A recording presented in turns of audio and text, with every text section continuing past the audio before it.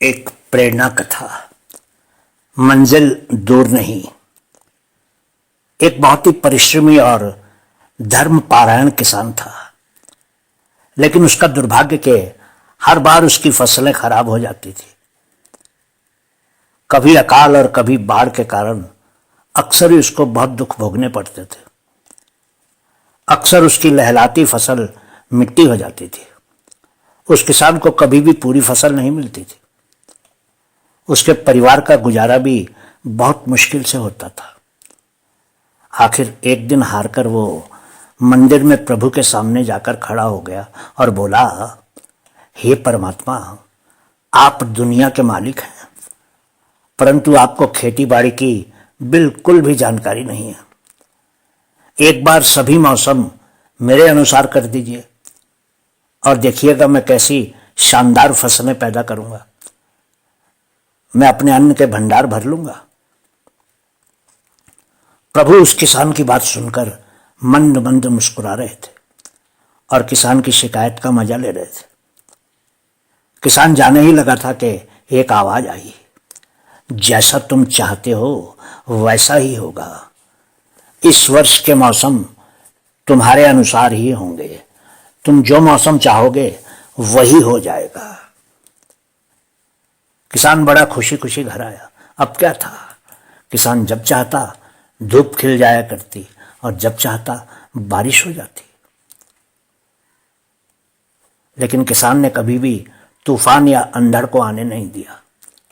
बड़ी अच्छी फसल हुई, पौधे लहला रहे थे। समय के साथ साथ फसल भी बढ़ी और किसान भी की खुशी भी। आखिर समय आया फसल काटने का।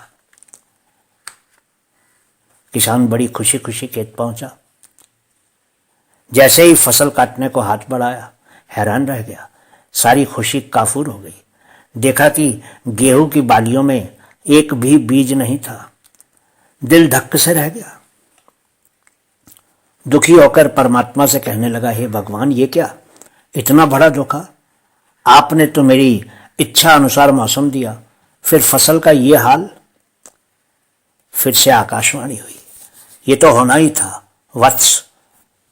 तुमने जरा भी तूफान, आंधी, ओलों को नहीं आने दिया, जबकि यही वो मुश्किलें हैं जो किसी बीज को शक्ति देती हैं।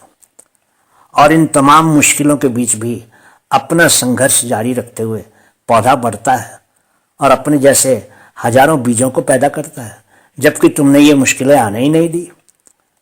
फिर भी पौधा तो बढ़ा, लेकिन इनमें न बीज हुए न फल। बिना किसी चुनौतियों के बढ़ते हुए ये पौधे अंदर से खोखले रह गए।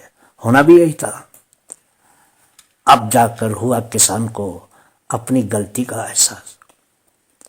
दोस्तों, जिंदगी में जब तक बाधाएं नहीं आती हैं, तब तक हमें खुद की काबिलियत का भी अंदाजा नहीं होता है कि हम कितना बेहतर कर सकते हैं।